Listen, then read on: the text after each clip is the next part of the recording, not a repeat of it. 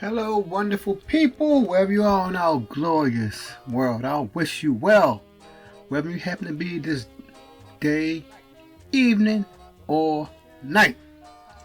Welcome to my channel. My topic of the day is going over the FAA, so here's in the United States, FAA Part 107 drone tests.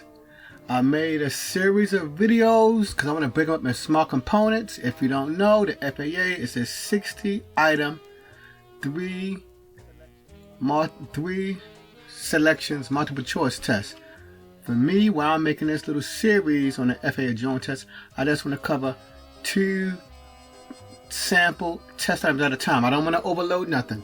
So you can go back and look at number 1.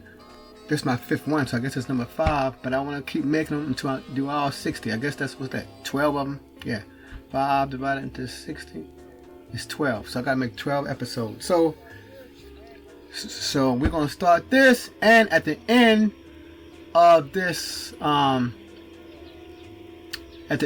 little video, I'm gonna show you how to get 4 of my sample tests out, because I made 4 sample tests using Google Drones that helped me pass the 107 test. Because you know, the more studying you do, the better. The more relaxed studying you do, the better. So my 4 sample tests, among other things like watching videos and reading, helped me pass that 107 test. And I did not have to take no drone course. I didn't have to spend no $250 or more. I didn't even have to spend $100. I didn't even have to spend $50. I did have to spend a little bit of money from Udemy, but that's like $14. That's nothing.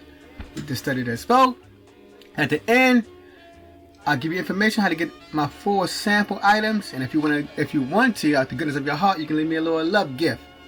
All right, so let's get started. So here, let's talk about a METAR. And for those who's inquisitive, I got what in the world is a METAR? What is a METAR? Let me get my stuff set up. Okay, that's good. What is a METAR? A little bit smaller.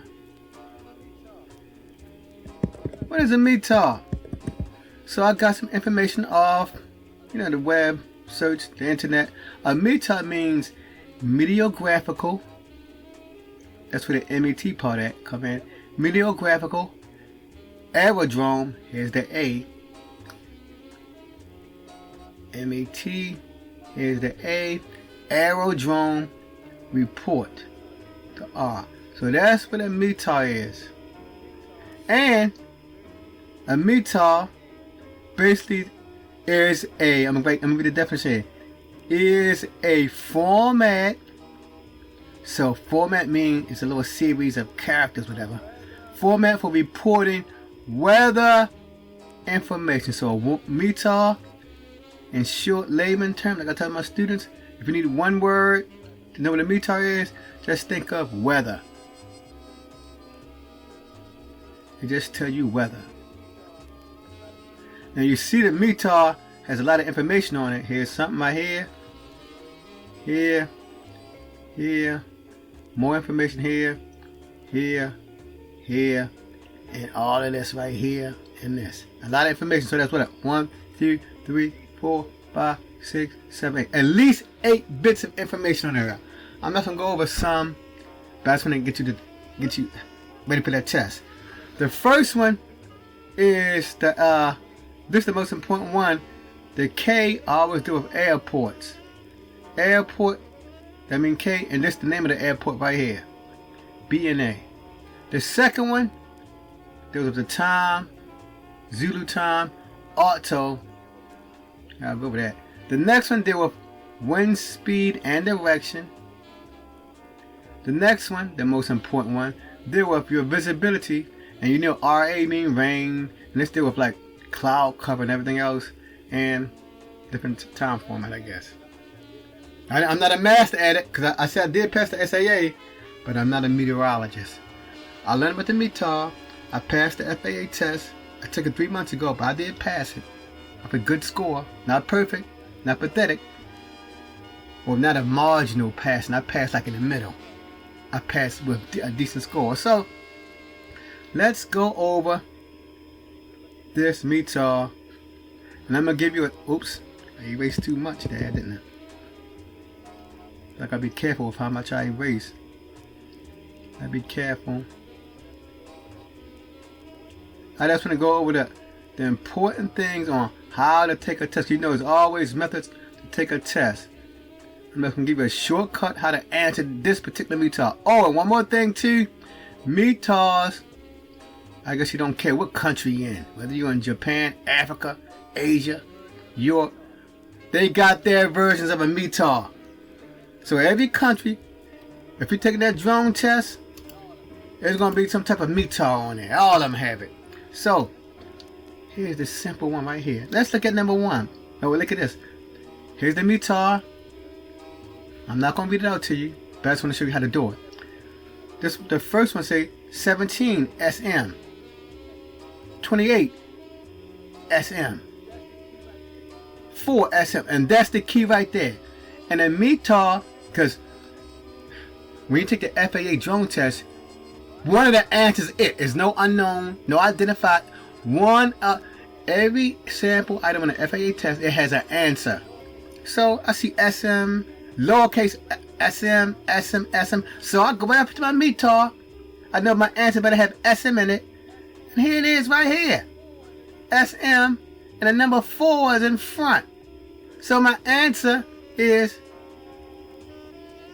4 SM. It was simple.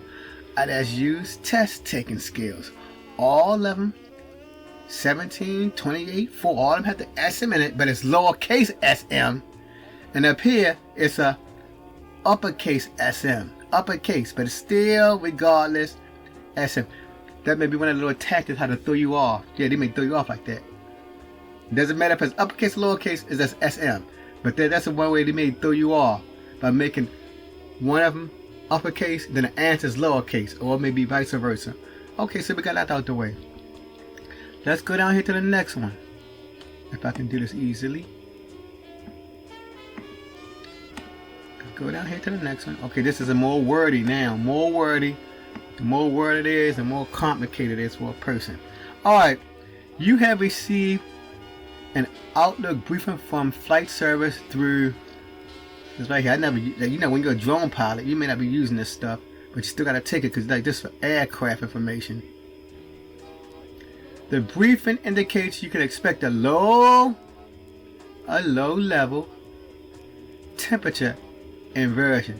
And when I was studying this inversion stuff, this weather stuff, since I said I'm not a meteorologist, when I talk about this inversion stuff, it took me. I'm still trying to understand it. With now, here's the part that's gonna help you out. With high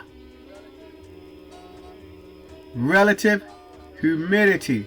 This the part will help you out right there, because we all have dealt with humidity, and they say high humidity. So you gotta think about, what is a high humidity weather condition like? What is high humidity? So we got our choices: smooth air, poor visibility, fog, haze, or low clouds. Next one, light wind shear, poor visibility, haze, and light rain. Okay, the one that I get out, temperature range don't have nothing to do with no wind shear, so I know this is crossed out. It has nothing to do with no wind shear. It ain't had nothing to do with the wind. It ain't had nothing to do with no wind. So we keep that in mind. Low level, and because it's a temperature inversion. Temperature don't have nothing to do with no wind. So I know that's not it. Turbulent air, poor visibility, fog, low stratus type clouds, and shower precipitation. I know right here, because it say temperature inversion. It has nothing, low level temperature. Temperature does have nothing to do with no turbulent air. It has nothing to do with no turbulent air. So I know that's not it. So our only choice is smooth air. But there's many ways you could do this. This is right here. Smooth air. And it's not talking about no air movement, none of that. It just said the air is smooth, no turbulence, poor visibility, fog, haze, or clouds. But now, I want to get to what humidity feels like. You know, when it's humidity, it's moisture in the air. Moisture in the air. So when it's moisture in the air, I know it has something to do with fog. And if it's foggy outside, it's hazy. Also, it's a low level temperature inversion, high humidity. Since it got that word low level, I know, low level, it may have to be smooth air. And those, I let's use what I know of the weather. I'm not a meteorologist, but I use what I know of the weather. I know something about humidity. And when they say high humidity, they mean it's a lot of moisture in the air. And when it's a lot of moisture in the air, it's fog. And when it's fog in the air, I know it's hazy outside. And that's it, my good people. So thank you for stopping by for this little simple episode and ways and strategies of how to take that FAA here in the United States. I know other countries, they got their version too. You know, them other countries, they're still going to be talking about this weather. I don't know if they're going to call it low inversion. I don't know if they're going to call it that, but it's still going to have that stuff in there. But thank you for stopping by for this episode number 5 to learn more about strategies on how to take that FAA 107 drone test. If you want to, now I'm going to include my little clip it at the end of this videos, so you can contact me for my 4 sample tests. And the thing I like about my 4 sample tests, I made them in Google Forms. The thing I love about them most is the sample test is when you take the test, it will when I send you a test, it will always be randomized. If I send you test number 2 several times, every time you take it, it will be randomized. If you go back into it, it may be randomized. I don't know. I never went back to it over and over, but I took them all. So if you want it, contact me. If you want to leave a love gift, you can do so. To the next time, 3D family. Next time, drone family. Peace.